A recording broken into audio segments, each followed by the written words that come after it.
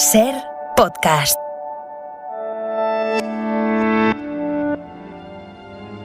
Ser Historia, con Nacho Ares. Las marzas son cantos petitorios, y esto conviene siempre aclararlo. Cuando decimos petitorios, estamos queriendo señalar que al favor de cantar las marzas, la gente recibe siempre algo. Normalmente solía ser lo que llamamos en Cantabria el compango, que son productos de la matanza del cerdo, es decir, costillas, chorizos, morcillas, jamón, y también se recibía dinero o vino, porque el camino siempre era muy largo. Bueno, las marzas son unas coplas que se cantan el último día de febrero y el primer día de marzo, pues, para dar la bienvenida a la primavera, y se van haciendo de ronda por las diversas casas de los vecinos en alabanza a esa primavera y en alabanza a los propios vecinos.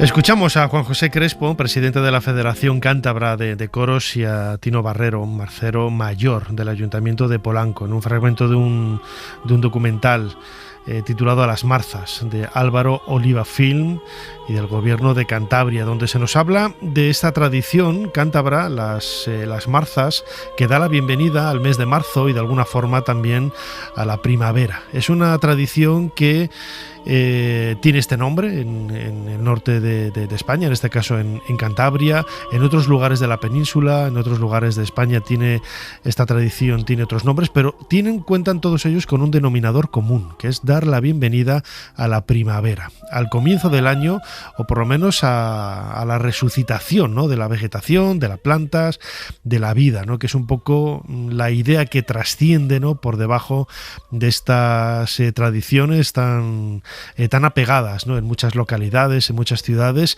y que nos hacen mirar al pasado, ¿no?, a esos calendarios agrícolas que durante miles de años marcaron la evolución del ser humano desde la prehistoria y, como vemos, hasta nuestros días, ¿no? Porque es cierto que se ha perdido quizás ese aspecto primaveral, aunque se sigue celebrando en ella, se ha olvidado ese aspecto mágico, pero desde luego siguen teniendo ese significado que de alguna u otra manera nunca se ha perdido.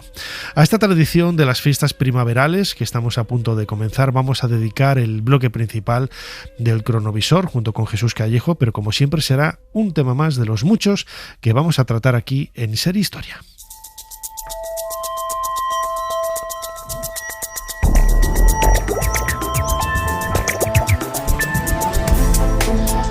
Bienvenidos a Ser Historia. Lo acabo de anunciar, estamos a punto de comenzar una nueva primavera, un nuevo año, la regeneración de la vegetación, el comienzo de esa del florecimiento, ¿no?, de los campos. Todo ello tiene su origen en la prehistoria, en la antigüedad, en la Edad Media, y ha ido reflejando sus tradiciones hasta el presente. A ellos vamos a dedicar el cronovisor junto con Jesús Callejo. Habrá muchos más temas. Vamos a hablar también de momias egipcias, vamos a hablar de la batalla infinita, ¿no?, esa lucha que parece que finalizó con la Guerra Civil Española, pero que no, ahí se ha mantenido durante décadas, casi hasta el presente. Como siempre, soy Nacho Ares y les doy de nuevo la bienvenida a Ser Historia. Comenzamos.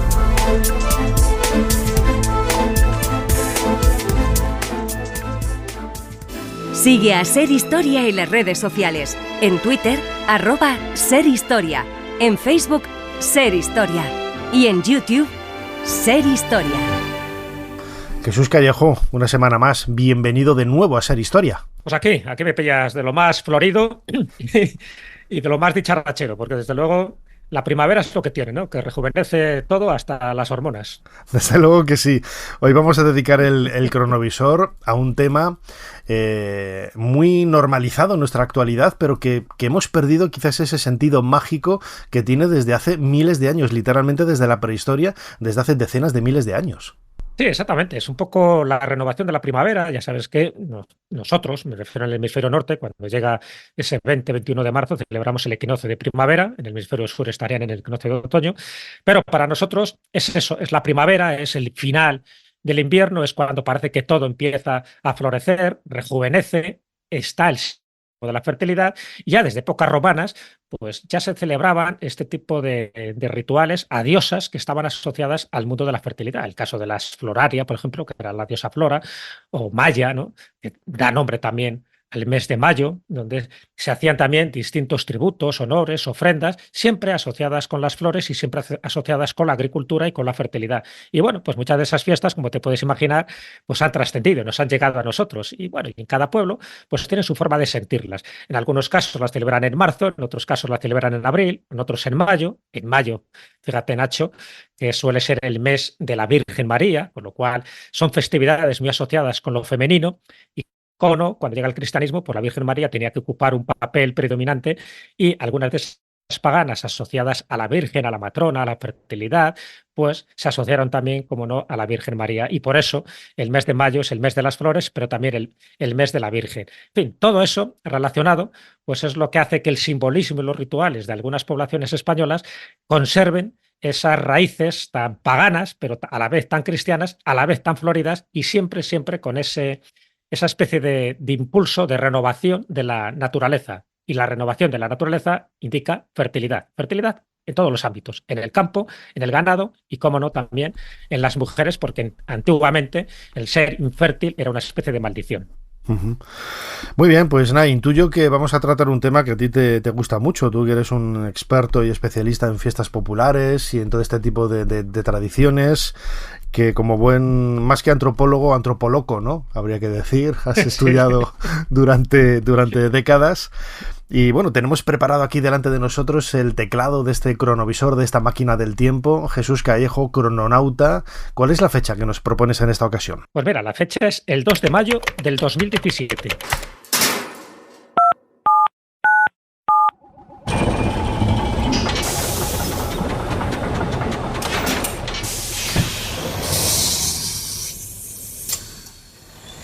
Adelante, pasen. Jesús Callejo les está esperando junto al cronovisor.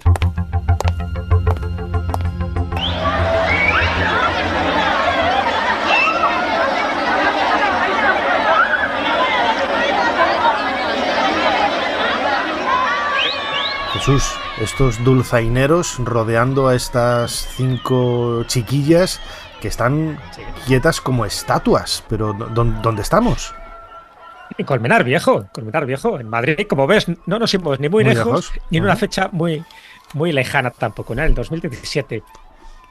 Bueno, ¿qué es lo que estamos contemplando? Es algo insólito, incluso mucha gente que no entiende un poco el origen de esta festividad, pues se queda un poco estático como estas niñas. Fíjate que son niñas que no tienen más de 13 años, tienen que ser siempre inferiores a esa edad. Se las coloca en altares. Lo acabas de decir, ahí están los dulzaineros, están los tambores, están las danzas. Efectivamente, la gastronomía tiene mucho que ver en estas festividades, pero esta de Colmenar Viejo ha pervivido, a pesar de las prohibiciones, ¿no?, muchas veces, pues de las críticas que ha tenido a lo largo de los siglos. Y bueno, el hecho ahora mismo se ha convertido en una fiesta que se llama la Fiesta de la Malla, ¿no?, de interés turístico en la Comunidad de Madrid, ni más ni menos. ¿Qué es lo que se intenta personalizar y representar con estas niñas que, como ves, están pues como estatuas de Buda, con su mantón de Manila, por cierto, colocado al revés, como si fuera una camisa de fuerza? Siempre, ya digo, tienen que ser menores de 12 o 13 años y están en estos retablos, una especie de altar, retablos llenos de flores silvestres, y no se pueden mover. En el fondo, lo que se está celebrando y conmemorando es la bienvenida a la primavera, a pesar de que la primavera como tal, el equinoccio, ya ha llegado hace unos cuantos días, pero es el resurgir de la naturaleza en la primavera después de ese letargo del invierno. Y bueno, siempre se ha pensado que las niñas, sobre todo las niñas, por su inocencia, por su candidez, muchas de ellas pues, todavía no han tenido la primera regla, con lo cual todavía siguen teniendo esa especie de rito de transición, rito de paso, ¿no?, de la infancia a la madurez. Todo este simbolismo queda representado en estas 5 niñas, en este caso concreto, en este año, el 2 de mayo del 2017, y están pues, colocadas en altares repartidos por distintas zonas de la localidad de Colmenar Viejo. Y claro, ¿qué ocurre? Pues que si se las posa una mosca en la nariz, ¿qué hacen? No se pueden mover. O sea, la verdad que para muchas es un sufrimiento terrible. En algunos casos, en algunos años, han tenido que bajar allí porque no pueden soportar esa pose, ¿no?, tan hierática y tan inmóvil. Pero siempre tienen acompañantes, y estas acompañantes, evidentemente está su madre, sus tías, sus amigas, pues ayudan a que sobrelleve de la mejor manera posible esas 2-3 horas a veces en las que tienen que estar en esa posición. Luego, evidentemente, el jolgorio, la comida, la música, pero tiene que estar como tiene que ser, efectivamente, ¿no? Pero sí que llama mucho la atención de que se queden así, y además unas niñas, en fin, con tan corta edad. Pero siempre un poco intenta representar eso, ¿no? Esa sensación de que la primavera, mientras ellas hagan bien el ritual, la primavera va a ser fértil, va a dar sus frutos, y por lo tanto se va a renovar de nuevo ese ciclo, ¿no? Ese ciclo anual, y al año siguiente va a hacer ese 2 de mayo. Y ese 2 de mayo, que por cierto es la fiesta de la Comunidad de Madrid, pero ya digo, en Colmenar Viejo lo celebran de una fiesta tan particular, tan genuina, tan original, que a día de hoy cada vez se congregan muchísimas más personas para comprobar in situ, como lo estamos comprobando nosotros, que efectivamente estas niñas no mueven ni un pelo. Fíjate que estaba pensando ahora el protagonismo que ha tenido a lo largo de la historia, incluso en estas, seguramente el punto de origen de esta tradición fuera una sociedad matriarcal más que patriarcal, ¿no? Y cómo se ha revertido, ¿no? El papel de la mujer ahora pues se está recuperando y bueno, que algunos pensarán, ¿no?, que se está exagerando, pero bueno, que es mejor empezar así exagerando para que luego se calme un poco y quede un pozo de normalidad y de ecuanimidad.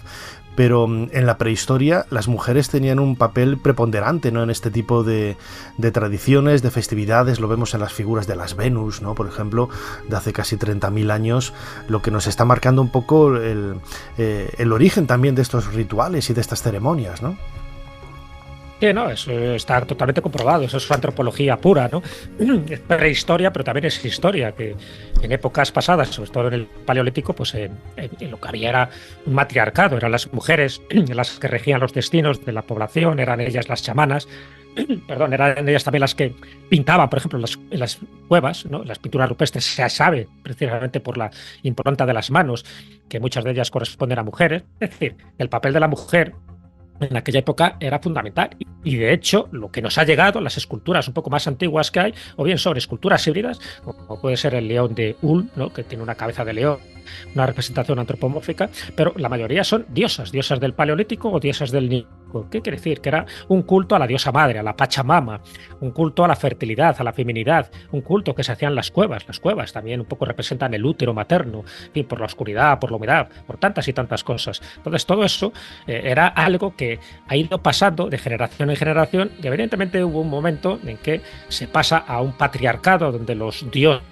son masculinos, donde las diosas parece que ocupan un papel también fundamental, pero un poco secundario, y eso ocurre pues alrededor de hace 6.000 años aproximadamente, o sea, relativamente hace poco dentro de lo que es la cronología del Homo sapiens. Entonces, bueno, pues muchas de estas festividades evidentemente tienen que ver con los ciclos del año, y uno de los ciclos fundamentales es la primavera. Fíjate que estamos hablando de ese ciclo del inicio de la primavera que va en una horquilla cronológica de casi 3 meses, ¿no? Marzo, abril y mayo. Y precisamente este programa lo hacemos ahora en el mes de marzo por otra historia, por otra tradición que nos comunicó una oyente desde Cantabria, las marzas, que es una tradición parecida, ¿no?, muy similar, en el mismo escenario, en el mismo contexto, pero con elementos muy característicos, ¿no? Claro, lo curioso de las marzas, que bueno, comentaremos, además has traído un audio también muy significativo, porque lo que se intenta es precisamente conmemorar, por una parte, la llegada de la primavera, y se cantan, porque son canciones, que luego se pide un aguinaldo, en fin, hay una cierta recompensa por estos cantos petitorios, como se llama, porque estás pidiendo algo, y luego, bueno, pues eso, cuando se cantan, ¿en qué fecha? Normalmente es el último día de febrero o el primer día de marzo. ¿Y por qué el primer día de marzo, ¿no? Y no precisamente el 21 de marzo, que sería lo lógico? Porque es que antiguamente en el primer calendario, ese calendario que se supone que hizo Rómulo, empezaba el año el 1 de marzo, era justo cuando ya luego se convierte, ¿no?, en el calendario juliano, en fin, ya se transforma y el año empieza el 1 de enero. Pero antiguamente era el 1 de marzo. El 1 de marzo es cuando ellos surgía un poco, por decirlo así, la vida. Para ellos era el inicio de esa prosperidad. Y entonces, bueno, pues muchas de las celebraciones estaban dedicadas a los dioses y a las diosas que tenían que ver con marzo. Y una de ellas eran las marzas, evidentemente, que eran cantos que viven en ese mes, ya digo, no solo conmemorando la primavera, sino un poco buscando ese momento donde las flores, utilizadas también para adornar jardines, para adornar las puertas, para engalanar las ventanas, se utilizaban para luego pedir algo, un aguinaldo, y que tenían una cierta recompensa. Bueno, pues esto se fue perdiendo con el tiempo. Ya sabes que cuando llega el calendario juliano, el Imperio Romano, en todas las provincias, Hispania era una provincia, imponen su calendario romano, pero los norteños, los cántabros, que ya sabes que han sido siempre muy díscolos en esto, no, nosotros seguiremos celebrando las marzas el 1 de marzo, que es como siempre se... Y efectivamente, a día de hoy todavía se sigue celebrando en las zonas de Cantabria, también de Burgos y en algunas zonas de León, se siguen celebrando las marzas el 1 de marzo, porque así se hacía antiguamente cuando empezaba el año, que era el 1 de marzo. Pues Jesús, como lo decías ahora, si te parece, vamos a escuchar un fragmento de un documental titulado Las Marzas, de Álvaro Oliva, film del gobierno de Cantabria, en donde podemos escuchar la voz de Juan José Crespo, presidente de la Federación Cántabra de Coros, y de Tino Barrero, ¿no?, marcero mayor del Ayuntamiento de Polanco, que nos introducen un poco en ese contexto, me atrevería a decir que mágico, que todavía hoy sigue muy vivo en esa tradición de las marzas. Las marzas las cantan los mozos entre 11 y 15 años. La condición primordial es que los mozos sean solteros. Naturalmente estas tradiciones ya no se siguen con el rigor de entonces. Nosotros tenemos desde 7 años hasta 87. Pues ya introdujimos a las mujeres, fue un cambio radical. Si nos atenemos a la descripción que nos hace don Sisto de Córdoba y Oña en su libro Recopilación del Cancionero Popular de la Provincia de Santander, en el tomo 4, pues él nos indicaba que las marzas quizás se basaban en la melodía musical que escuchó en el Cumbrales de Pereda en el año 1878. Entonces que Polanco era un pueblo noble, con mucho amor al trabajo, y que, como decía Pereda, cantaba siempre y en todas las partes. Desde luego, lo que sí tenemos claro es que el origen de las marzas se difunde y va a tener un sentido realmente no eclesiástico, sino que va a tener un sentido simplemente de alabanza a la primavera, ¿no? Con Julio César el calendario lunar se modificó y pasó a ser el inicio del año, pues el 1 de enero. A partir del año 49 después de Cristo se pone el calendario solar. Ese ya incluye otros 2 meses que son enero y febrero, que no existían. Los propios pueblos íberos pues quisieron preservar y conservar pues la tradición de que fuese el 1 de marzo. La vestimenta de marzas no es uniforme. Cada mozo lleva lo que cree conveniente. El marcero necesita apoyarse a lo largo de 5 o 6 horas que puede durar el canto de las marzas. Y desde luego lo que no puede perder de ninguna de las maneras, la boina.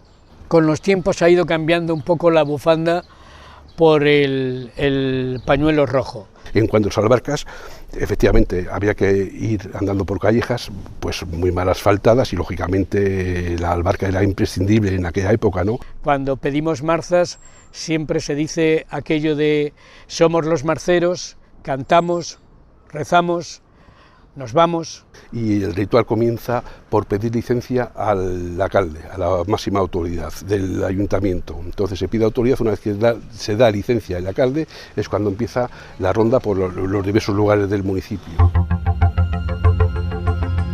Jesús, fíjate, comenzábamos comentando cómo las chicas, las niñas en Colmenar Viejo eran las protagonistas, ¿no? Y aquí, en cambio, son los niños, ¿eh? Ahora la tradición se ha abierto, hay hombres mayores y mujeres mayores también, pero en origen eran críos de apenas 10-11 años, ¿no? ¿A qué se debe este cambio, ¿no? De buscar también el inicio, ¿no? de esa regeneración, me atrevería a decir, así también, ¿no? Recordando un poco el ciclo osiriano, ¿no? En el antiguo Egipto, tenía que salir Egipto de alguna manera. ¿Por qué se piensa también en los niños? Porque es un rito de paso, Nacho, son ritos de paso. Estas festividades, que luego en fin, las podemos encalanar, y nunca mejor dicho, con flores, son ritos de paso. Son ritos donde pasas de la infancia y de la pubertad a la madurez, ¿no? Entonces se celebran de distintas maneras. En algunos lugares, en fin, en la antigua Atenas, pues, había que cazar un animal y te jugabas la vida. En fin, eran mucho más radicales, mucho más espartanos. Luego, en fin, esto se ha ido dulcificando. Pero en el fondo, la mayoría, si te fijas, cuando aparecen chavales o chavalas, en el caso, por ejemplo, de estas marzas de Cantabria, suelen ser mozos solteros. Fíjate, solteros, los mozos. Que, en fin, que pueden ser niños o pueden ser jóvenes, pero no han se llegado busca todavía a ese elemento casi como de pureza, ¿no? También, de no estar contaminado por el sexo. Hablando en plata y hablando en grande. Claro, todo tiene que ver con eso. Por eso, muchas festividades como esta de Colmenar Viejo que hemos comentado son niñas, y muchas de ellas, pues eso, no han tenido la primera menstruación, porque se considera que están todavía con esa pureza, esa ingenuidad, ese infantilismo, y son ritos de paso. Entonces, en muchas de las fiestas que se hacen en primavera son los mozos solteros. Ahora ya no, es verdad que hay una serie de modificaciones en estas marzas que han sufrido a lo largo del tiempo, lo escuchábamos antes. Ya no hay límite de edad y también ya no se impide a las mujeres que lo hagan, porque antes también en muchas de las celebraciones a las mujeres estaban impedidas también por unas supersticiones absurdas, ¿no? De que podían dar mala suerte o de que el origen se hizo con hombres y por lo tanto hay que mantener ese mismo origen, ¿no? Con la misma esencia. Son cosas absurdas que proceden de épocas pasadas pero que por suerte hemos evolucionado. Fíjate, es un montón de tradiciones, tienen ese nexo común, ¿no? Que es el comienzo de un calendario, el comienzo de una regeneración, y también sirve un poco de no solamente del inicio del año, sino también de petición, ¿no?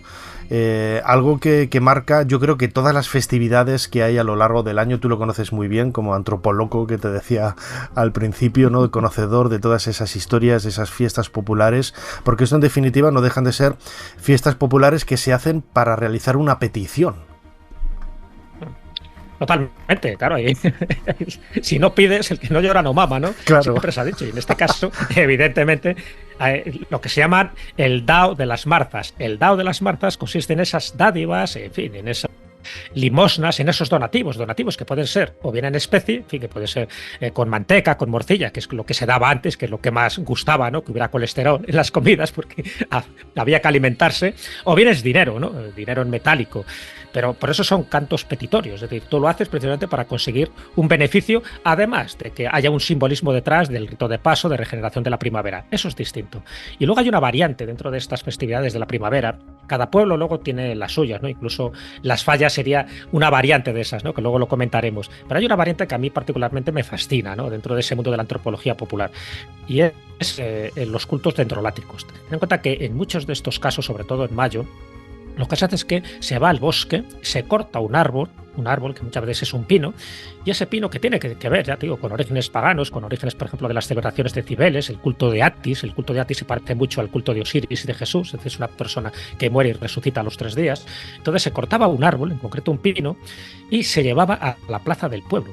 Entonces, esos ritos dendrolátricos, cultos al árbol, que son, en principio, rituales de fecundidad, lo que se pensaba es que cuando tú cortabas ese árbol, que era un árbol sagrado, un árbol que tú pensabas que el espíritu vivía en ese árbol. Al talar el árbol, efectivamente, dentro de un ritual, pidiendo los permisos adecuados, es decir, no se hacía de forma salvaje, se pensaba que cuando tú lo llevabas al pueblo, con él iba ese espíritu protector. Por lo tanto, durante esas fiestas de primavera, el pueblo estaba protegido y, de alguna forma, al estar habitando con ellos el espíritu protector de ese árbol, conseguías distintos beneficios, por supuesto, fertilidad en la agricultura, la fecundidad de la tierra, por extensión la fertilidad de las mujeres, que estaban otorgando estos espíritus benefactores de los propios árboles. Y allí estaba durante un tiempo, normalmente era en la plaza y al lado de la iglesia, siempre en lugares sagrados. Bueno, pues ese tipo de cosas se siguen haciendo a día de hoy, no solo en primavera, sino también a lo largo del año. Por ejemplo, la pina en Vinuesa se hace en agosto, pero tiene el mismo significado. Tú talas un árbol, con ese árbol viene el espíritu, y ese espíritu durante un tiempo, si tú ofreces una serie de beneficios también a ese espíritu, te va a dar una recompensa. Bueno, pues esto es muy llamativo. Esto es, si quieres, cultos primitivos, cultos muy asociados a la propia naturaleza, pero cultos donde tú estás ofreciendo algo a cambio de recibir algo, siempre pensando que la naturaleza tiene espíritus por todos los sitios. Ahí un poco viene la base de por qué creemos en las hadas y en los gnomos y los duendes, que en el fondo son los espíritus protectores de la ciudad. Pero dentro de los árboles, lo que eran las dríadas dentro de la mitología griega, se pensaban que estaban en árboles concretos. No es lo mismo cortar un sauce que cortar un pino que cortar un roble. Los espíritus protectores son diferentes. Bien, y acuérdate que prácticamente todos los dioses de la mitología griega, como pasa con la romana y también en parte con la egipcia, están dedicados también a ciertos árboles, ¿no? Entonces, el laurel, por ejemplo, es al dios Apolo. En fin, y por eso se ponían ramas de laurel a los vencedores, porque en el fondo estabas recibiendo el beneplácito y la bendición del dios Apolo cuando te ponían el laurel. Bueno, pues esto ocurría prácticamente con casi todos los árboles. Por supuesto, Zeus estaba asociado al roble, ¿no? Y a la encina, que eran los árboles más poderosos y que atraían además a los rayos, ¿no? Siempre, como ves, ese simbolismo de que ¿qué árboles son los que son partidos por los rayos? O sea, aquellos árboles que tienen esa bendición divina. No te pongas debajo de uno de esos árboles, porque entonces tu vida corre peligro. O te conviertes en un granicero, por ejemplo, que son los chamanes de México. Sabes que cuando les cae un rayo a una de estas personas y no le mata, entonces dice que automáticamente es como que consigue abrir las puertas de la percepción, se convierte en un vidente y entonces es venerado, ¿no? O queda medio tonto, en fin, no hay término medio en este tipo de términos, en este tipo de casos. Pero bueno, lo cuento un poco porque yo creo que esos ritos donde los mayos cumplen una función primordial. De hecho, los mayos, dentro de nuestra tradición española, es una palabra polisémica, es decir, tiene distintos significados. Por una parte, representa este espíritu de la vegetación, por otra parte, estaría representando el árbol de mayo, que en muchas poblaciones españolas se sigue haciendo, y por otra parte, muñecos rellenos de paja que al final de las fiestas son quemadas en la hoguera, es decir, se purifica, porque el muñeco está representando lo peor y al purificarlo viene lo mejor. Ese significado de hoguera para quemar bultos o figuras aparece por primera vez en algunos documentos del siglo XVIII, haciendo referencia a las piras que los vecinos encendían quemando una especie de maniquíes junto a trastos viejos. Los maniquíes eran una burda caricatura de los personajes del barrio que habían merecido la burla popular. Con el paso de los años, el número de fallas creció considerablemente, por lo que ya en el siglo XVIII se tiene noticia de que eran tantas las fallas que se plantaban que un bando municipal tuvo que prohibir que ardieran en lugares que no fueran plazas o espacios abiertos. Desde entonces, la palabra se usa generalmente en plural, fallas, para designar a la que se ha convertido en fiesta mayor de Valencia y al conjunto de monumentos artísticos que morirá en una hoguera. Diferentes teorías explican hoy el origen de las fallas, con un mayor o menor nivel de fiabilidad, dependiendo de las pruebas documentales, que por otra parte son casi inexistentes. Una de las teorías, la solar, explica que los ritos que el hombre dedica al fuego son costumbres paganas previas al cristianismo. Desde el 17 de enero y hasta el 16 de agosto hay todo un calendario de fuegos festivos a lo largo de la Comunidad Valenciana, que coinciden con el paso de los equinoccios de las estaciones, hogueras que al llegar el cristianismo pudieron haber sido retomadas para dedicarse más tarde a los santos como San Antonio, San José, San Juan, etc.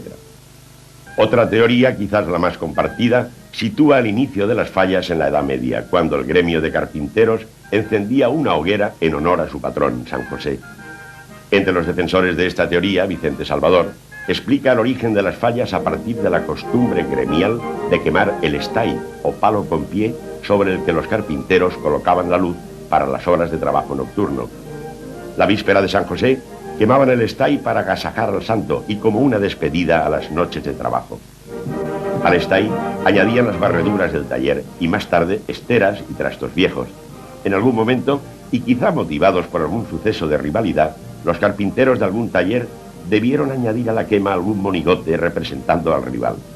La costumbre debió generalizarse y al final se quemaban en la hoguera ninots o figuras representando cualquier suceso reprobable o risible. Esa purificación que decía Jesús Callejo en su última intervención antes de dar paso a este fragmento de un documental de televisión del año 96, Las fallas, historia y origen, nos hace viajar a otra fecha también que bueno, en este marco cronológico en el que nos movemos, ahora el 1 de marzo, pues también marca, ¿no?, un poco, en este caso, más que casi una petición, podríamos hablar de una exorcización, ¿no? El fuego siempre está vinculado con la pureza, con la limpieza, y yo creo que las fallas estas dos teorías, ¿no?, que escuchábamos en el documental, yo me quedaría con la más trascendental, ¿no? O sea, eso de que salió un carpintero y quemó un muñeco porque sí y tal, no sé, yo no lo veo, no lo veo, ¿eh? Yo creo que hay que hacer una lectura siempre tirando hacia atrás y a ese significado un poco más enrevesado y mágico, ¿no? Más mágico, más simbólico, más universal, trascendental, que es el correcto, por otra parte. Bueno, eso nos quita para que efectivamente lo que dice la tradición, ¿no?, dentro del origen de las fallas, que se crean esos parot y al final, cuando los humanizan, se convierten en ninots, ¿no? Pero lo importante es el fuego. Fíjate que cuando hablamos de este tipo de tradiciones, y en la primavera se nota claramente, hay siempre tres elementos fundamentales que no podemos perder de vista. Por una parte, el elemento vegetal. Como ves, utilizamos o cortamos un árbol, o enramamos las ventanas, o ponemos a una niña llena de flores, en fin, o una virgen también, cuidado, porque también las imágenes están siempre engalanadas porque se asocia a la Virgen María con las flores, como te decía al principio. El otro elemento fundamental es el agua, cantidad de rituales que tienen que ver con beber agua de la fuente o bañarte en un río, o bañarte, por ejemplo, en el mar, recibir las 9 olas, por ejemplo, en la playa de la Lanzada, en Pontevedra, el día de San Juan. Y por otra parte estaría el fuego. Y el fuego siempre está asociado a fiestas muy relacionadas con el equinoccio y con los solsticios, siempre.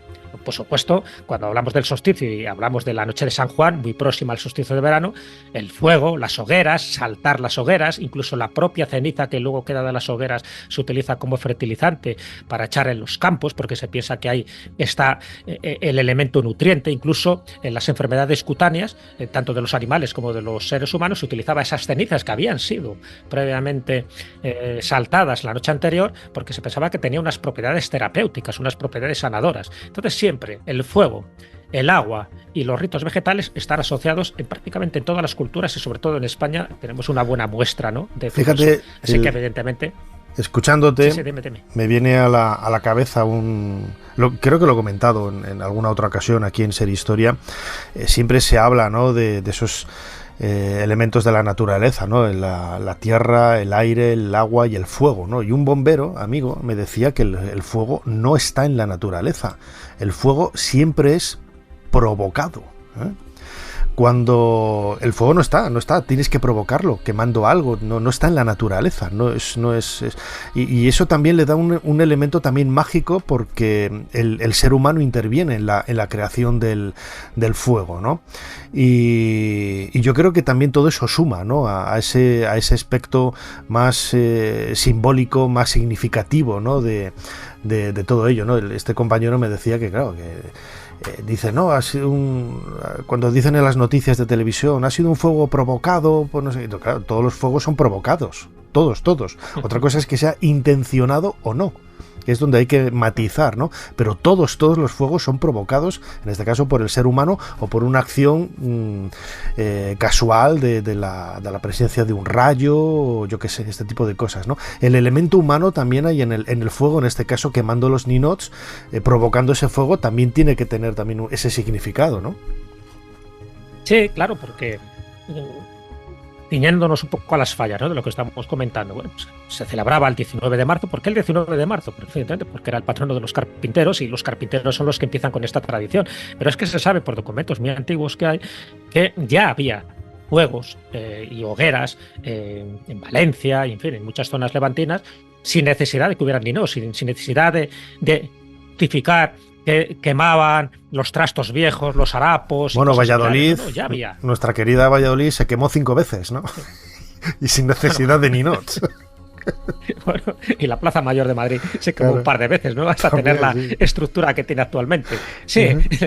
Más en las plazas, sobre todo, había construcciones de madera en aquella época, claro. Entonces era muy fácil que por cualquier indiscreción y cualquier incompetencia, normalmente no era provocado, pues se quemara y ardiera todo aquello como una tea. Entonces, bueno, pues efectivamente muchísimas de las construcciones de madera al final fueron sustituidas por construcciones mucho más duraderas. Acuérdate también el famoso incendio de Lisboa, del casco viejo de Lisboa, que también casas de madera, y bueno, se arrasó con todo aquello. Pero sí es verdad que, ya digo, dentro del punto de vista simbólico, que no lo debemos perder nunca, ¿vale? cuando se hace referencia a hogueras, a antorchas, a cualquier otro tipo de iluminación, sean con candiles, con velas, la luz como energía de alta vibración simboliza ahuyentar a las bajas vibraciones, es decir, a los demonios, los malos espíritus, todo ese tipo de cosas hay que tenerlas en cuenta. Y como elemento purificador, aquello que quemas es lo que tú consideras que debe quedar desterrado. Sean muebles viejos, por ejemplo, una petición que tú haces en una carta, en un escrito, y luego lo quemas. ¿Para qué? Para que se vaporice, ¿no? Que se quede totalmente inerte y que no te afecte, por ejemplo, eso que tú has apuntado ahí, que puede ser una enfermedad o que puede ser pues, un mal trabajo, una mala relación sentimental, lo que sea. El fuego purifica, y esa es tan trascendente que lo mismo lo hacemos aquí en España, que lo hacen en un pueblo de Polinesia o lo hacen en un pueblo de China. Tiene siempre el mismo significado. Y claro, adquiere mucho más significado cuando este tipo de cosas se hacen en fechas claves. ¿Cuándo son las fechas claves? En los 2 equinoccios, en los 2 solsticios, en el final de año, o bien en la noche de San Juan, o en cosas similares de este tipo. ¿Por qué? Porque parece que los días también amplifican el valor ritual y sacralizado que tienen este tipo de ofrendas. Entonces todo tiene al final que ver con un porqué, pero hay que conocer el origen de muchas de estas festividades. Ya para ir acabando, Jesús Callejo, crononauta, en este cronovisor especial que estamos dedicando a las marzas y a todas estas tradiciones, ¿no?, vinculadas un poco al cambio y a la llegada de la primavera. Hemos comenzado con ello, hablando del papel de la mujer, ¿no?, desde esos rituales desde la prehistoria, y me gustaría incidir un poquito como colofón, ¿no?, precisamente cómo el cristianismo ha absorbido ese elemento femenino y lo ha reconvertido en la figura de la Virgen María, ¿no?, que es algo bastante curioso, donde antes había una diosa, ahora está la Virgen María, ¿no?, en cualquier pueblo, en cualquier ciudad, en cualquier patronazgo de cualquier localidad, siempre la Virgen María está relacionada con estas fiestas de primavera, ¿no? Así es, que a su vez, ya te digo, está relacionada con algunas fiestas romanas. En el caso concreto de las florarias. Las florarias se celebraban en honor a la diosa Flora. ¿Cuándo se empezaban estas fiestas? A partir del 28 de abril, siempre hablamos del calendario juliano, y terminaban el 3 de mayo. Bueno, pues qué curioso, ¿no?, que ese 3 de mayo, al convertido un poco en representativo de muchas de las festividades de mayo, también es la invención de la cruz, la invención entre el descubrimiento de la cruz, aquello que Santa Elena, la madre de Constantino, pues descubrió en su viaje a Tierra Santa, y muchas de esas cruces se engalanan, con lo cual ya tienen un simbolismo cristiano, como la cruz. ¿Pero por qué lo de la Virgen María? Bueno, pues esto surge de una forma muy, muy curiosa. Tiene que ver un poco con otra diosa romana, con Maya. En fin, sabes que el nombre de Mayo, o bien de los Mayorum, que era un poco el culto que se hacía a los ancestros, a los más ancianos, los Mayorum, y otra teoría dice que se hacía en honor a la diosa romana Maya, que era la buena dea, la buena diosa, ¿no?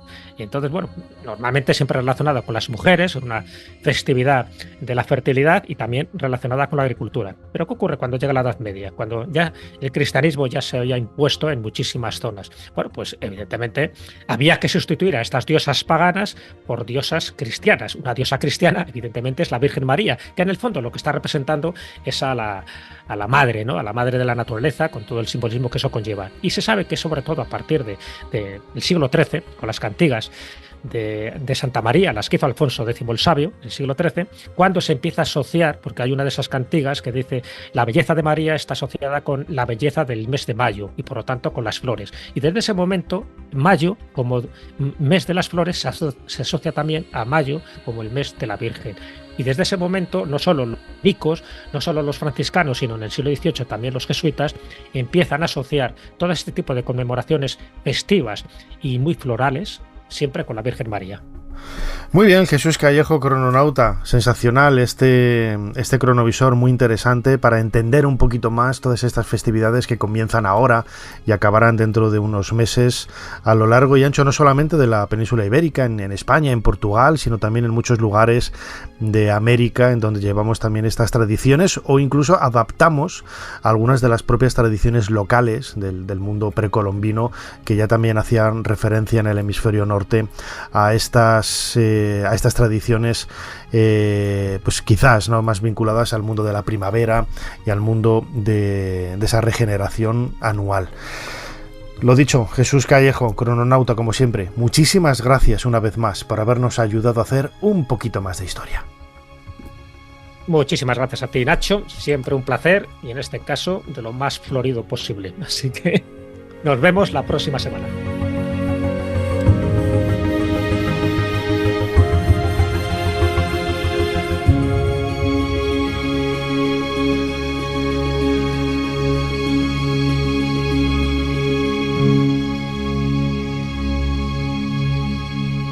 Soy Teseo, único hijo de Egeo, rey de Atenas, y jamás me inclinaré ante un traidor. ¡Inclínate si no quieres! Déjame a mí. ¿Cómo te atreves a hablarme así? Tu autoridad no me dice nada, Minos. He venido a segar la vida del Minotauro y a liberar a mi pueblo de las obligaciones con tu tiranía. Ser Historia con Nacho Ares. Todo lo que quisiste saber de la historia, la madrugada del sábado al domingo, en la cadena SER. Se ha acabado la monotonía. Nos llega un visitante desde el Nilo. ¿Es compatriota nuestro? No he podido verle bien.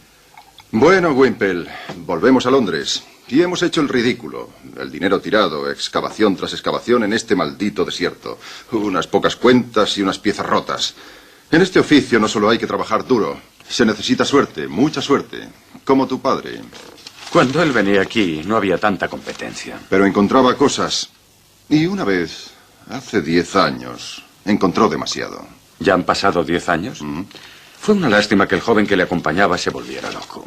¿Sabes lo que ocurrió? No, ¿qué? Creo que se volvió loco por falta de resistencia. El desierto pudo más que él. Cuando lo encontró tu padre estaba riendo, y murió riendo, con una camisa de fuerza. Tu padre nunca lo explicó, pero cuando el mejor excavador de Inglaterra, un hombre que ama a Egipto, dice que no volverá aquí jamás, significa algo.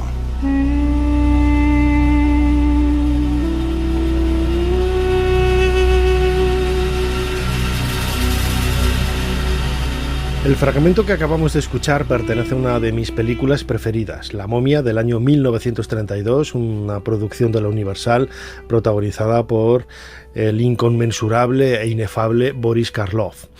La escena reproducía el momento en el que los arqueólogos están a punto de recibir a ese personaje insólito, extraño, Ardez Bey, quien les va a indicar el lugar en donde excavar en el Valle de los Reyes para encontrar la tumba de la reina Angesenamon, en cuyo interior descubrirán también una momia sorprendente. Las momias, hablar de Egipto es hablar de momias, ¿no? No es la primera vez que hablamos de este tema aquí en Ser Historia, en estas casi 15 temporadas, pero desde luego tenemos que aportar algo más, ¿no? Acaba de salir a la luz un libro que queremos recomendar desde aquí, La momificación egipcia, la vida eterna paso a paso, publicado por Almuzara, el sello Almuzara, y es obra de Jesús Herrerín y de Miguel Sánchez. Ambos han estado en varias ocasiones ya en nuestro programa, ¿no? Nosotros hemos tenido la oportunidad ahora, en el mes de enero de 2024, de viajar a Luxor y en la capilla funeraria de la tumba de Yehuti, el proyecto dirigido por José Manuel Galán, profesor de investigación del CSIC, en donde trabaja, en cuyo proyecto trabaja Jesús Herrerín, pues nos ha hablado, ¿no?, de todos esos misterios, todos esos detalles que podemos descubrir en este libro fascinante, La momificación egipcia. Esta es la charla que hemos tenido con Jesús Herrerín frente a las estatuas de Yehuti.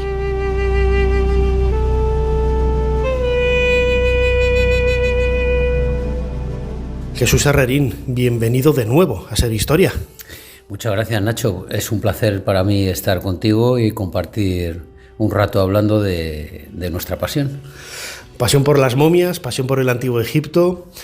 Acabáis de publicar, Miguel Ángel Sánchez y tú con Almuzara, La momificación egipcia. Yo lo pensaba el otro día, ¿no? Yo recuerdo que se va a convertir, si no lo ha hecho ya, en uno de esos referentes de la divulgación de las momias egipcias en castellano, porque salvo el libro de Bob Breyer, que tiene más de 20 años, Momias, que es maravilloso, no sé si hay algo más.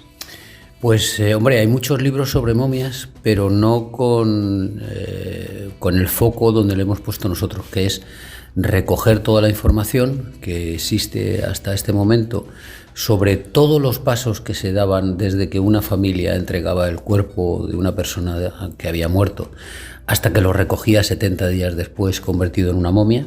Hemos hecho un repaso exhaustivo, minucioso de todos los pasos que los embalsamadores daban, todos los materiales que se utilizaban, todas las cuestiones no solamente biológicas, sino también mágicas que se realizaban durante este complicado proceso. Y yo creo que es un libro que va a ser un libro de referencia para los futuros investigadores, pero lo hemos hecho también, lo hemos tratado de hacer y vemos que sí, porque hay gente que lo está leyendo y que no es experto y puede seguir el libro perfectamente, se puede disfrutar de ese libro simplemente para personas curiosas o para gente que esté interesada en esta cultura milenaria. Tú eres antropólogo físico, ¿cómo te inicias tú? ¿Dónde surge esa curiosidad, ¿no? Por la antropología tiene muchísimos campos, ¿no? Pero ¿estudiar las momias? Pues fue como todo en esta vida, trenes que pasan y que te puedes subir o no. Yo hice la carrera de biología, luego hice el doctorado en antropología física y comencé a hacer trabajos de antropología física estudiando restos óseos humanos en España primero, en Portugal, y hice publicaciones en revistas internacionales. Una de estas publicaciones fue leída en la Universidad de Memphis, de los Estados Unidos, gustó, y se pusieron en contacto conmigo para invitarme a un proyecto que ellos tenían aquí y que hemos terminado hace poco y en el cual hemos estado 12 años trabajando. Y a partir de ahí más publicaciones, más contactos, más proyectos y bueno, esto es una bola que se va haciendo cada vez mayor. Compramos una máquina de rayos X, como bien sabes, y porque aquí es muy complicado sacar cualquier resto óseo de las tumbas, está prohibido y tienes que pedir un montón de permisos, es bastante complicado. Entonces compramos una máquina portátil de rayos X y empezamos a hacer radiografías de las momias y eso fue espectacular. Todo lo que aprendimos durante esos 12 años. Yo no había visto una momia nunca antes de estar aquí, pero claro, acumulando experiencias durante, este es mi año número 18, que estoy aquí todos los años viniendo una o dos veces a varios proyectos, he estado en 8 proyectos, y claro, son cientos de momias las que han pasado por nuestras manos, y ya nos sentamos, Miguel y yo, y dijimos, todo esto que tenemos, todo este bagaje, todas estas informaciones nuevas incluso, muchas de ellas, que ya las hemos publicado en revistas científicas de impacto en inglés y en francés y en alemán y demás, tenemos que hacer un libro con ello. Y nos sentamos hace 2 años, estuvimos 2 años redactando y recopilando toda la información. Es un libro, como tú bien sabes, tiene muchas páginas, tiene 400 y pico fotografías, bueno, o sea, yo creo que es un libro completo. Ahora mismo estamos en la capilla funeraria, ¿no?, de Yehuti. Llevas un montón de años trabajando en este proyecto. Claro, cuando hablamos del proyecto Yehuti pensamos una tumba, una momia o quizás alguien de su familia, un puñado, pero en realidad en el yacimiento, en el complejo, hay, bueno, no exagero, cientos de momias, ¿no? En algunas tumbas todavía que no han sido excavadas también hay verdaderos almacenes casi de momias, y todo eso os ha servido, ¿no?, para estudiar un poco la momificación en el Antiguo Egipto y sobre todo esas relaciones, ¿no?, interfamiliares, enfermedades, toda la información, ¿no?, que se puede sacar. Por supuesto. Fíjate que lo que intentamos siempre, los antropólogos, los arqueólogos, los investigadores, es reconstruir la vida de unas personas que han vivido, como en este caso, hace 3.000, 4.000 años, ¿no? Entonces, para reconstruir cómo sobrevivían, cómo vivían, cómo tenían hijos, cómo eran amados, como todo eso, hace falta un lenguaje científico. Entonces esto es muy interesante porque, claro, la responsabilidad que nosotros tenemos cuando estudiamos momias es increíble, ¿no? Porque estás delante de una persona que ha vivido, que ha amado, que ha tenido hijos, que ha sufrido, que ha tenido enfermedades, que te lo está intentando contar de una manera científica, y tú tienes que tener los resortes y las herramientas suficientes como para traducir ese mensaje que te está mandando en información.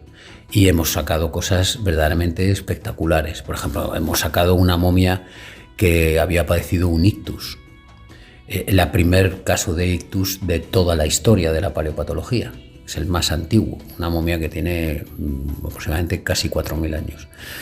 Luego hemos sacado también diversos tipos de cánceres, no solamente cáncer en el tejido óseo, que eso está documentado en muchos otros yacimientos, sino también en tejidos blandos momificados, y eso es nuevo, eso es bastante novedoso. Hay muy pocas publicaciones de eso. Hemos sacado un sarcoma, un lipoma, en fin, varias cosas que nos indican que esta sociedad era una sociedad muy solidaria y que había gente que tenía enfermedades tan invalidantes, sobre todo en las últimas partes de estas enfermedades, en las últimas fases, que era imposible que pudieran llevar una vida laboral plena. Y sin embargo sobrevivieron años. Sobrevivieron años porque tenían ayuda familiar, ayuda de la sociedad en sí. Y eso es muy interesante porque nos está hablando de una sociedad que cuida a los débiles, no que los aparta, como hemos visto en otras culturas, que los niños que salían con malformaciones eran desechados o demás, ¿no? Aquí no, aquí se les intentaba cuidar y se les daba una vida lo mejor posible para aquella época, y eso es un dato importantísimo. Y luego ya nuestro libro se basa sobre todo en el tratamiento que se le daba al cuerpo para conseguir que esa persona tuviera una vida en el más allá absolutamente completa. Uno de los últimos capítulos de nuestro libro es una aportación nuestra, es una nueva teoría que hemos llamado prótesis para la otra vida. O sea, que los embalsamadores no se conformaban con conservar el cuerpo tal y como la religión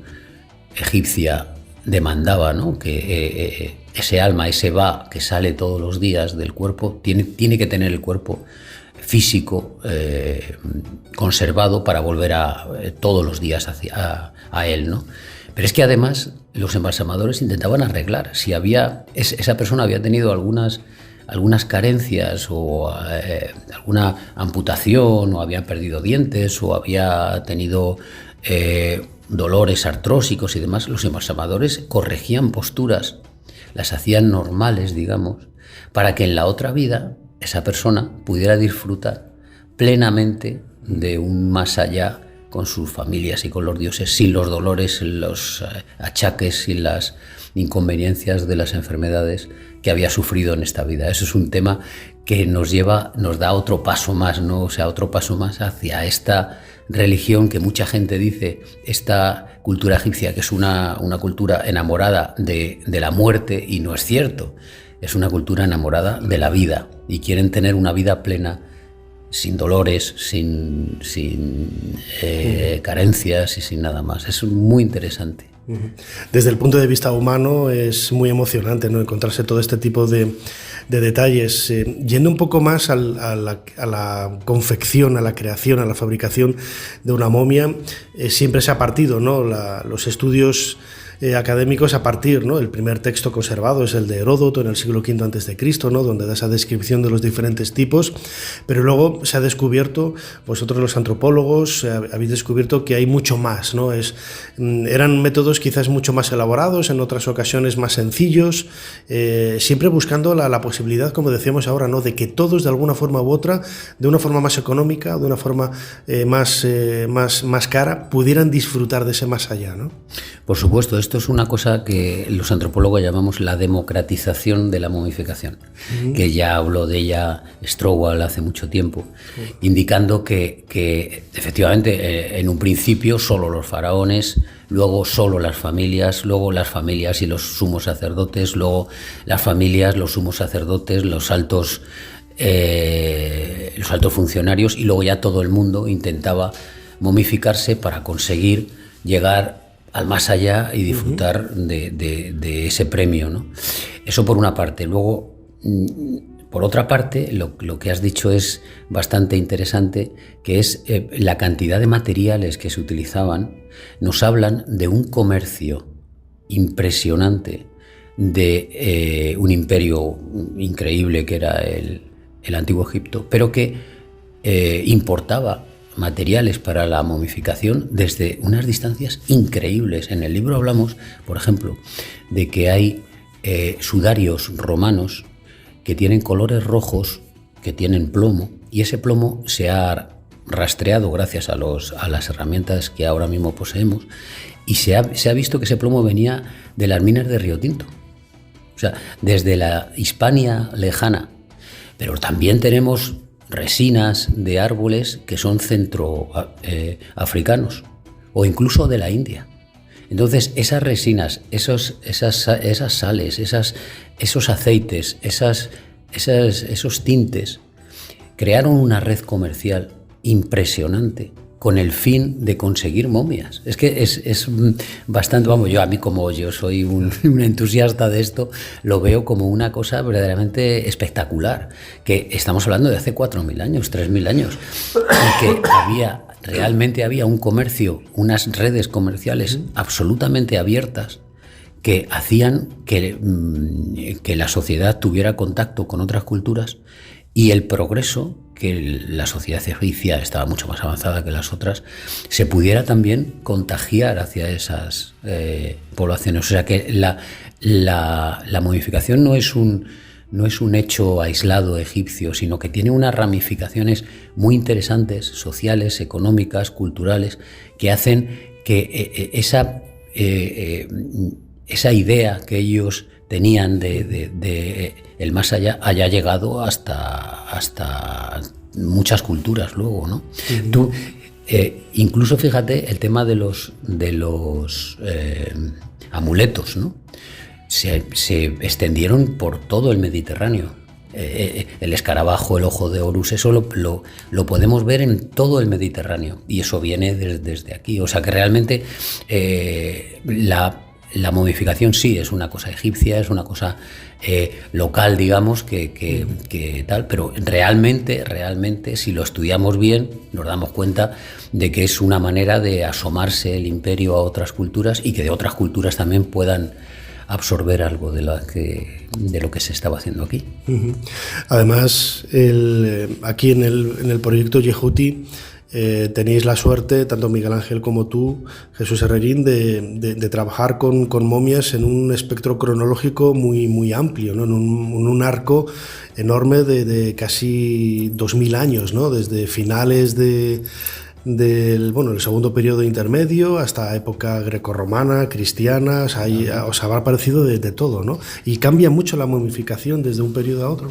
Claro, fíjate que, como tú has dicho antes, cuando Heródoto llegó aquí, uh-huh, pues lo que hace es describir lo que pasaba en aquel entonces. Estamos hablando del periodo tardío, del siglo V antes de Cristo, y lo que ve en ese momento lo transcribe, y muy bien.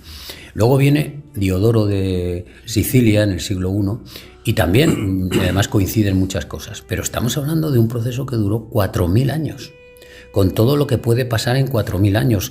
Invasiones de potencias extranjeras, modas, diferentes modas, materiales nuevos que van surgiendo, colores, en fin, todo eso se va asumiendo en la momificación. Por eso es tan impresionante y tan bonito ver que no es un proceso estático, sino que se ha ido cambiando, ha ido bajo unas bases, que es así que se mantienen, el extraer las vísceras, el cerebro, eso se va a mantener durante 4.000 años. Sin embargo, en todo lo demás hay unos cambios progresivos, muchas veces, otras veces bruscos, que nos indican que no es un proceso estático, sino que es un proceso dinámico, y que había muchas fuerzas, muchas influencias, que lo que hacían era cambiar y mejorar, o por lo menos hacerlo diferente de una época a otra. Y eso nos encanta a los antropólogos, como puedes entender, claro. Desde luego, invitamos a todos los que nos están escuchando que se hagan con este libro, La momificación egipcia, publicado por Almuzara, de Jesús Herrerín, nuestro invitado, y de Miguel Ángel Sánchez. Jesús, aquí en la capilla de Yehuti, un lugar, un marco incomparable para poder hablar. Sitio. Desde luego, qué mejor sitio para hablar de momias. Muchísimas gracias una vez más por habernos ayudado a hacer un poquito más de historia. Un placer como siempre, Nacho, y espero que el libro guste, que el libro sea interesante para la gente que tiene interés, que tiene curiosidad en esta cultura que nos ha traído a todos desde que éramos niños. Yo recuerdo que las momias siempre me habían atraído, aún sin saber que me iba a terminar acabando dedicando a esto, ¿no? Pero sí es verdad que es una cultura que nos atrae tanto. Hollywood lo sabe perfectamente y ha explotado esto muchas veces, que estamos encantados de estar aquí, como dices tú, en la capilla de Yehuti, un marco incomparable, y nada, pues muchas gracias otra vez.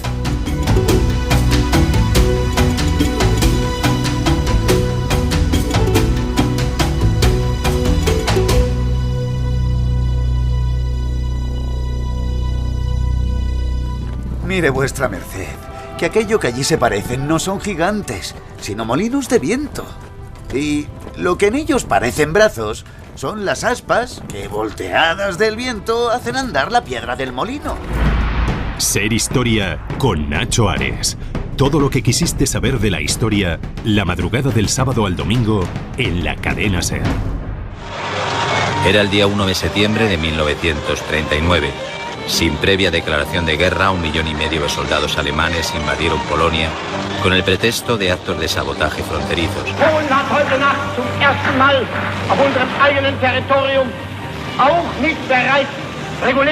Así lo afirmó Hitler. Era una burda mentira. Esos actos los habían cometido en realidad tropas de las SS con uniformes polacos. La Rusia de Stalin no intervino porque previamente había pactado con Alemania el reparto de Polonia y la ocupación de Finlandia. Mr. Churchill.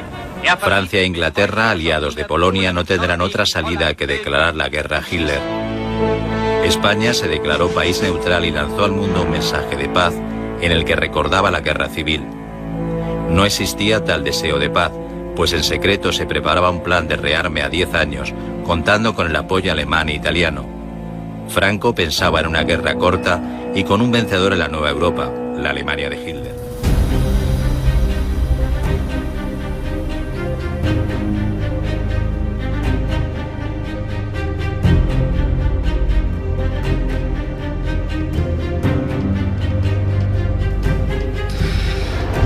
Pasamos de página, como hacemos siempre, en nuestro particular libro de historia aquí en la cadena SER, en Ser Historia, y lo hacemos escuchando un fragmento de un documental de televisión española, España en la Segunda Guerra Mundial. La verdad es que el papel de España, tanto en la primera como en la segunda, y lo que vino antes y después, siempre ha estado, no voy a decir en tela de juicio, ¿no? Pero ha habido muchas sombras, muchos dimes, muchos diretes. Esa neutralidad fue real, no fue real, se participó de alguna manera, con qué bandos se estuvo con unos, se estuvo con otros, se estuvo con los dos al mismo tiempo. La verdad es que la historia es increíble, ¿no? La batalla infinita es publicado por la editorial Naperma. Es el último trabajo de nuestro invitado Emilio Saavedra, que ha estado ya en varias ocasiones por aquí, un entusiasta de la historia, de la escritura y de comunicar buenas historias. Emilio, bienvenido de nuevo a Ser Historia. Hola, ¿qué tal, Nacho? Encantado de estar aquí. La batalla infinita, como decía ahora, hace un poco hincapié en el papel de España en ese momento, ¿no? De mediados del siglo XX, después de la Segunda Guerra Mundial, un poco antes, durante. Un papel que siempre se ha dicho, ¿no? España fue neutral, pero ¿llegó realmente a ser neutral? No, en realidad no se cae, no declaró neutralidad alguna, sino se sacó un término que estaba entonces ha desconocido de no beligerancia. Entonces era un término que, muy ambiguo, que ni obligaba ni a nada ni le hacía responsable de sus actos. De hecho, con el término de no beligerancia, pues llegaron tropas españolas a Rusia. Franco o el gobierno español exportaba mucho wolframio a Alemania, e incluso los submarinos, tanto italianos como alemanes, eran abastecidos y reparados en puertos, sobre todo en Vigo y tal, hasta que, bueno, digamos que los ingleses se pusieron en su sitio, ¿no? Por lo que les tocaba de los submarinos, ¿no? Y valiéndose de lo que llamaban los Navy Certs, que eran una especie de permisos para importar alimentos, combustibles, materias primas, etcétera, ¿no? Pues valiéndose de eso y una especie de chantaje, pues lograron que esos submarinos ya no fueran reparados ni habituallados en los puertos, pero bueno, siguieron haciéndolo a 10, 15, 20 millas de mar adentro, ¿no? Pero se siguió haciendo. Entonces fue un término que nunca convenció ni a ingleses ni a americanos. Claro, con el nombre de la batalla infinita haces también un alegato, ¿no? A que no todas las batallas se llevan a cabo en el campo de batalla, valga la redundancia, sino que también se llevan a cabo en despachos o en gestos políticos que se decantan por un lado o por otro, ¿no? Exactamente, o sea, con lo de la batalla, en realidad, en principio, la novela iba a llamarse Los que nunca existieron, ¿no? Porque esa gente, ¿no? Toda muy joven, pues una vez que acabó, no quiero decirlo, ¿no? Pues tanto americanos como ingleses intentaron echar tierra sobre el asunto, ¿no? Y entonces, pero hablando con una señora, nieta de un exiliado ahí también en Argelia, ¿no? Me dijo que eso no era justo, podía ofender tanto a familias, tal. Y entonces, bueno, pues no sé por qué, vi una frase de Borges que, haciendo una crítica a una película muy, muy rara que hicieron en Argentina hace un montón de años, no recuerdo el nombre, ¿no? Que decía, lucharon en una guerra sin saber que su batalla era infinita, ¿no? Y enseguida me enamoré de la frase, ¿no? De hecho, es que esta gente fue una batalla planteada entre los sentimientos, el ansia de poder seguir luchando por una república que habían perdido tal, contra todos los intereses políticos y militares que se jugaban en esos momentos tan críticos. Evidentemente, ¿quién ganó? Los intereses políticos y militares, como siempre, ¿no? Es fascinante, ¿no? Porque te das cuenta, por ejemplo, Franco hizo esos acuerdos con Hitler, esa cercanía, pero luego también con los aliados, era un poco valía todo, ¿no? Y en el lado republicano, en el lado de la izquierda podemos encontrar casi lo mismo, ¿no? Sí. Entonces, bueno, es que sí, todos jugaban con 40 ases bajo la manga, ¿no? Entonces, yo creo que todo... estoy seguro que el hecho de diseñar este tipo de operaciones, ¿no? Estaba inmerso en un marco de unas operaciones superiores, ¿no? Como que tenían tanto los alemanes como los aliados, ¿no? Por un lado, los alemanes habían diseñado la Operación Félix, ¿no? De hecho, llegaron a tener 2 o 3 divisiones en los Pirineos, ¿no? Con la intención de, con la connivencia del gobierno español, pues atravesar, como hizo Napoleón, atravesar el país y conquistar Gibraltar, que era la obsesión de Franco, ¿no? Con el fin de bloquear la entrada al Atlántico, y Portugal, que era una especie de aliado un tanto ambiguo de los ingleses, ¿no? Y los americanos y los ingleses estaban al tanto de esa operación. Lo que pasa que luego el devenir de la guerra, los reveses que sufrió Hitler en Rusia y tal, y sobre todo en el desarrollo de la Operación Torch, que fue toda la invasión del norte de África, que fue muy exitosa y en prácticamente una semana conquistaron toda las colonias que estaban en manos de Vichy, ¿no? En el gobierno de Vichy, pues bueno, temieron que que esa operación, al salir tan exitosa y tener todo un lateral del Mediterráneo, los alemanes activaran la Operación Félix, y por eso diseñaron lo que se llamó la Operación Backbone. No sé el nombre porque es columna vertebral, le pusieron backbone, ¿no? Con el fin de establecer valiéndose de la guerrilla que había todavía en España y tal, establecer un frente en lo que es por Despeñaperros, toda esa parte, sobre todo para defender el Peñol de Gibraltar, y ellos poder invadir, que había ya proyectos de invadir España por el sur. Es una historia muy, muy desconocida, ¿no? Totalmente. En el sentido de que cada vez que se habla de la Segunda Guerra Mundial se piensa en las grandes batallas, ¿no? En Italia, en en los Países Bajos, Holanda, en Francia, por supuestísimo, en la Unión Soviética, y llama mucho la atención, ¿no? Ahora que digo, por ejemplo, la Unión Soviética, el hecho de que ingleses, americanos y soviéticos estuvieran en el mismo lado, ¿no? Que luego se generaría la Guerra Fría. Amistades de conveniencia, ¿no? Amistades de conveniencia, ¿no? Claro. Imagino que España también participó en todo ese círculo, ¿no?, de amistades de conveniencia, ¿no? España, bueno, dentro de su no beligerancia, aquí en Madrid era todo, vamos, una colmena de espías. O sea, se decía que solamente los alemanes, la Wehrmacht y la Gestapo y tal, solamente en Madrid tendrían declarados unos 1.200 colaboradores que trabajaban para ellos, ¿no? También los había luego eventuales, que bueno, pues gente que quería ganarse unas pesetillas y se entregaba de algo y se lo vendían, bueno, pues una vez a los alemanes, otras veces a los ingleses. Pero Madrid fue sobre todo, hablamos de, yo que sé, de Berlín en la Guerra Fría y tal, pero ni comparación con lo que fue en Madrid.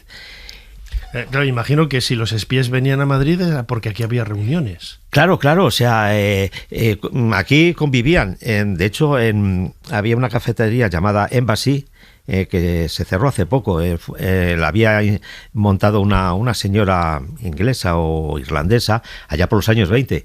Tenía mucha fama, ¿no?, por su calidad y tal, y era la única en los años 40 de ofrecer pastelitos traídos de Inglaterra, vía Portugal, claro.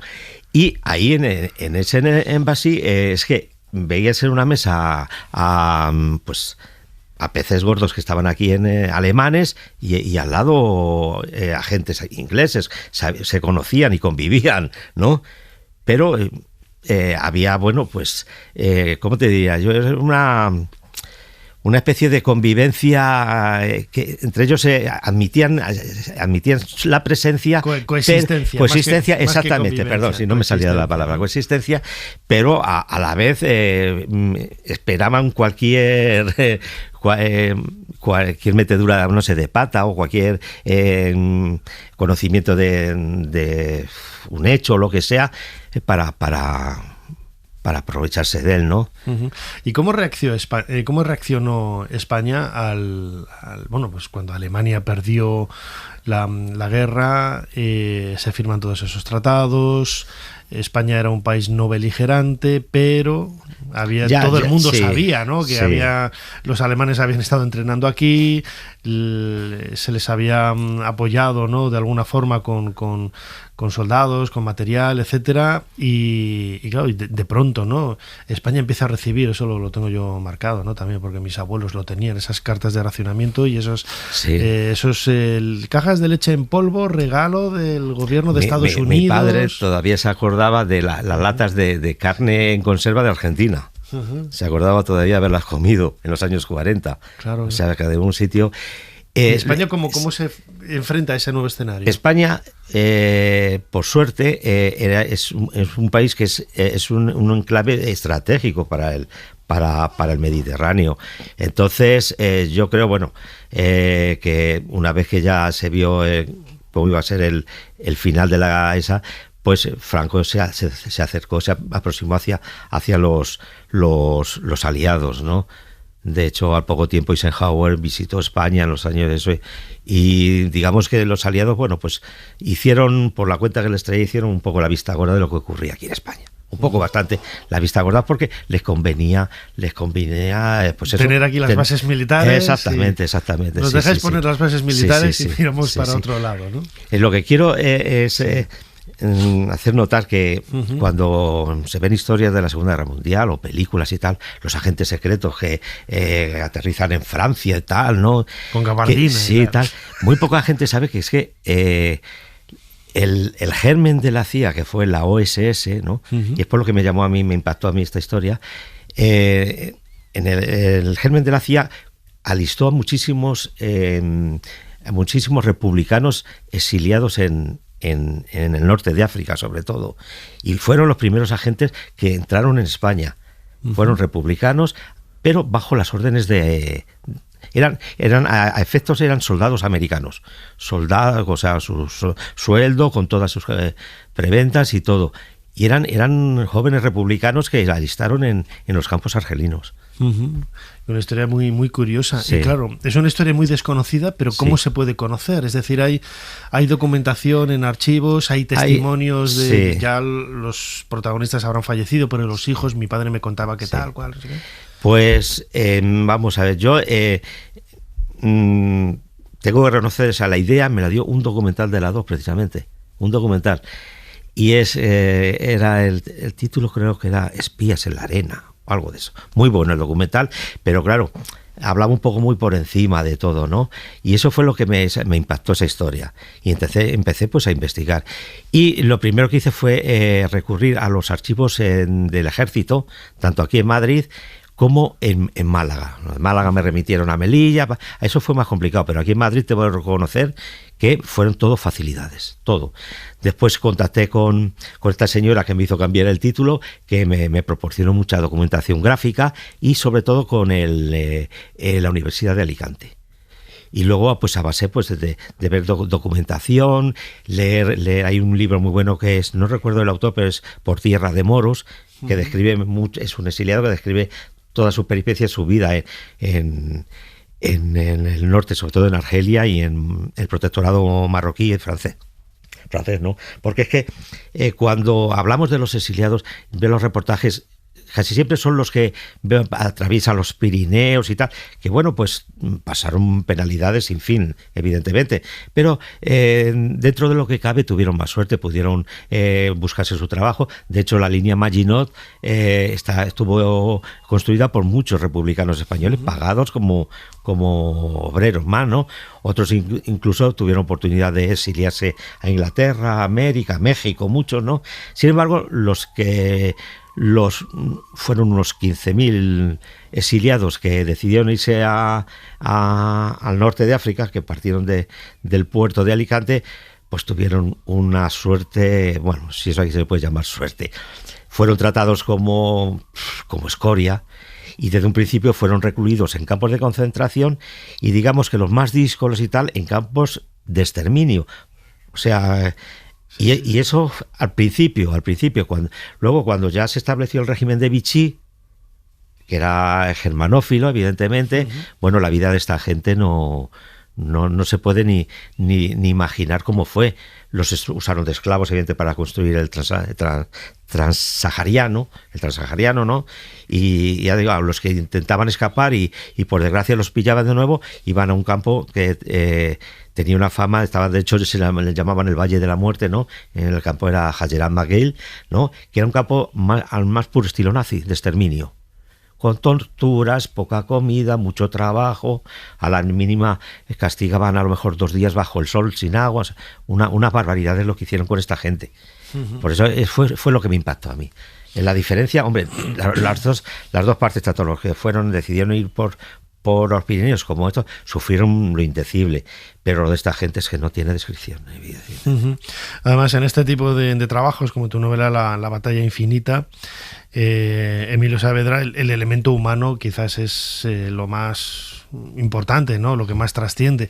Siempre pensamos en las grandes batallas, siempre pensamos en los momentos importantes de la historia que hacen cambiar en un sentido u otro el sentido de la misma, ¿no?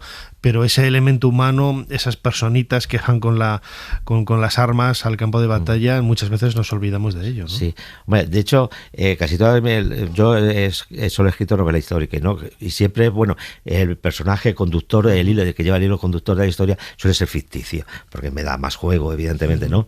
Pero aquí, y de hecho en la novela final, aunque he procurado no usar el apellido porque todavía hay familias, yo no sé si se pueden sentir ofendidas o no, y solo uso el nombre propio y he cambiado el apellido y el alias. Y el alias sí lo tiene, sí lo encontré en su momento, ¿no?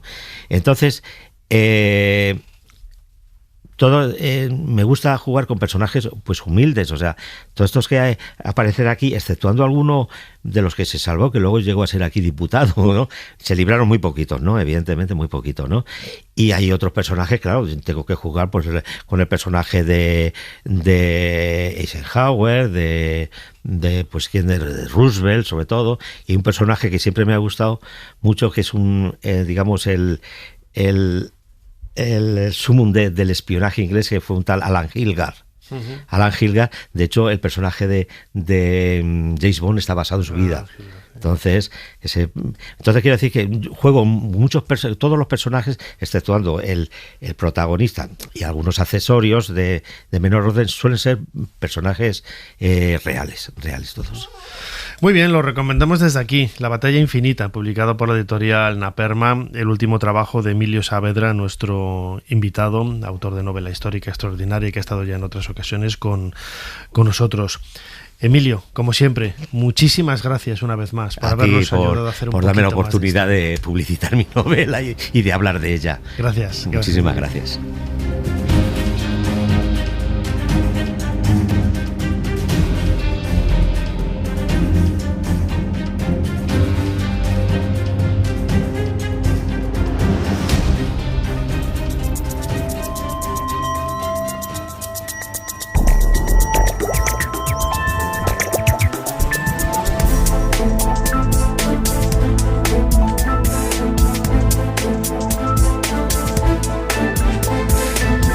Hasta aquí este nuevo programa de Ser Historia, el 796. Recordad que si lo podéis volver a escuchar o escucharlo entero, lo podéis hacer a través de los podcasts de Ser Podcast, aquí en la cadena Ser y también en otros agregadores de audio. Como siempre, Fermín Agustí ha estado en la producción, Ana Caballero controlando las redes sociales y haciendo muchísimas más cosas aquí en el programa, y Chumi Rodríguez a los mandos de esta máquina del tiempo, que se me olvidó de ella. Delante del micrófono, vuestro humilde servidor Nacho Ares. Os dejamos con más cosas aquí apasionantes en la cadena Ser, seguro. Hasta la semana que viene. Suscríbete a Ser Historia. Todos los episodios y contenidos adicionales en la app de Cadena Ser y en nuestros canales de Apple Podcast, Spotify, iVoox, Google Podcast y YouTube. Escúchanos en directo en la Ser los domingos a la 1:30 de la madrugada. Cadena Ser. La radio.